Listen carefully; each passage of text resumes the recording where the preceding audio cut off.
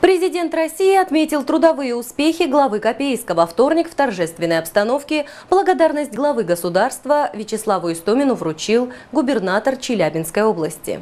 Во вторник в резиденции губернатора Челябинской области прошло торжественное вручение государственных наград, почетных грамот и благодарности президента. Владимир Путин отметил заслуги 12 южноуральцев. Это люди разных профессиональных сфер. Представители законодательной, исполнительной власти, бизнеса, культуры и спорта. У каждого из вас за плечами большой жизненный опыт, мастерство, уважение коллег, любовь к своему делу. Александр Евгеньевич Миллер, например, наш известный тренер по дзюдо, награжден орденом дружбы. Это очень высокая награда, доказывает, что спорт объединяет людей. Благодаря таким мастерам-тренерам наша область стала одним из ведущих спортивных регионов страны. Благодарность президента Российской Федерации за достигнутые трудовые успехи и многолетнюю добросовестную работу получил глава Копейского городского округа Вячеслав Истомин. Для него это первая награда такого уровня. Когда вручают такие награды именно от президента, наверное, это прежде всего не только моя работа, потому что один человек в поле не воин.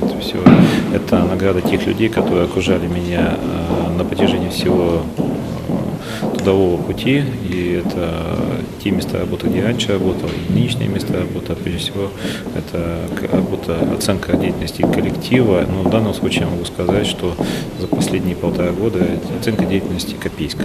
И прежде всего Копейска, тех людей, которые работают не только в администрации, но и в самом городе. Поэтому многое удалось нам сделать в Копейске.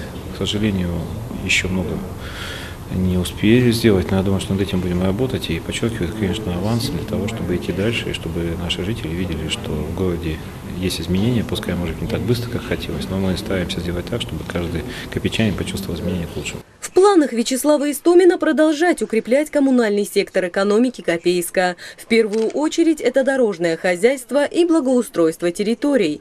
А благодарность президента займет почетное место в кабинете главы и будет служить напоминанием, что направление работы выбрано верно, но не стоит останавливаться на достигнутом.